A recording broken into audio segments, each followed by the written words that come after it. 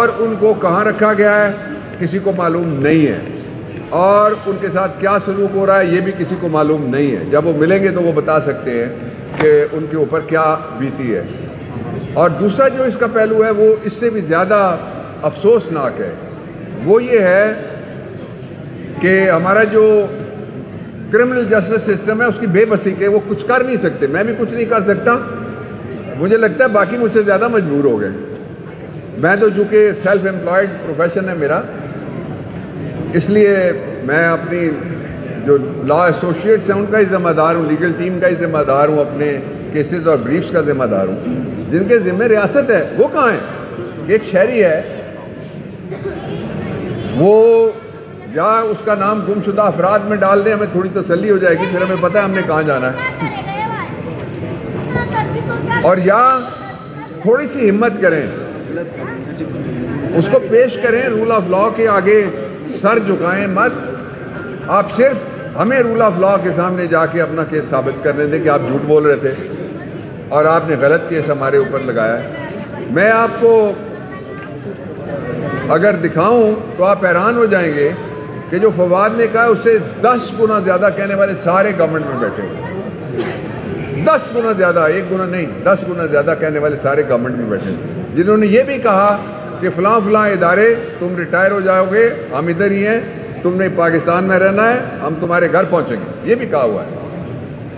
اور اس سے بہت ساری اگلی باتیں جو نہیں بتائی جا سکتی، اور یہ بھی کہا گیا کہ سب کی ویڈیو میرے پاس ہے، اور پھر ایسی ویڈیو مزاحمت شروع ہوئی جس کے نتیجے میں ان کو NRO 1 ملا، NRO 2 ملا، NRO 3 لینے کی کوشش ہو رہی ہے کہ کسی طریقے سے الیکشن ایکسٹینڈ کر دیا جائے۔ وی ویلکم، آج 2 عدالتوں میں، آئینی عدالتیں ہیں، دونوں جگہ یہ کہا گیا ہے کہ اس پہ بحث نہیں ہو سکتی کہ 90 دن میں الیکشن ہوں گے، بحث صرف اس بات پہ ہو سکتی ہے کہ الیکشن کال کون کرے گا۔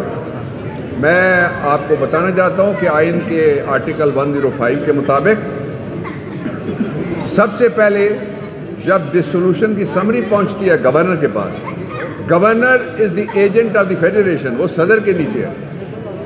کل ہم نے ایک قرارداد 4 میں سے ایک جو پاکستان تحریک انصاف کے چیئرمین نے ان کی صدارت میں کور ہوئی، اس میں ہم نے پاس کی ہے، وہ یہ ہے کہ ہم صدر کو خط لکھ رہے ہیں کہ جو KP کا گورنر ہے اس نے کس طرح کہہ دیا کہ کوئی اور ادارہ اس کو کہے گا جو آئین میں لکھا ہوا ہے، اس کے علاوہ کوئی ادارہ کہے گا کہ، اور جب وہ ڈیٹ دیں گے تو پھر میں وہ کس کو کہہ رہا ہے، وہ کس کو بدنام کر رہا ہے؟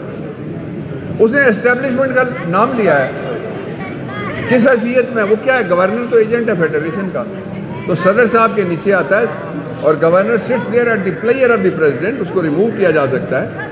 تو اس لیے جو عدالتیں ہیں وہ اس پہ کلیئر ہیں۔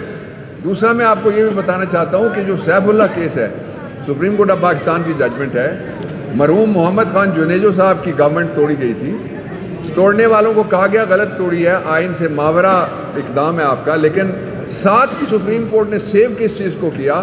الیکشن کی ڈیٹ کو۔ انہوں نے کہا کہ دی الٹیمیٹ ساورن کیا؟ طاقت کا سرچشمہ، وہ ہیں جو ووٹ ڈالتے ہیں، گننے والے نہیں ہیں، یہ میں بتاؤں، گنوانے والے بھی نہیں ہیں، یہ بھی میں بتا دیتا ہوں، الیکشن کروانے والے بھی نہیں ہیں، الیکشن رکوانے والے بھی نہیں ہیں، وہ صرف الٹیمیٹ ساورن کو کون ہے؟ وی دی پیپل۔ ایک بندے کا ایک ووٹ ہے، بڑا ہے، چھوٹا ہے، بے روزگار ہے یا دیہڑی دار ہے۔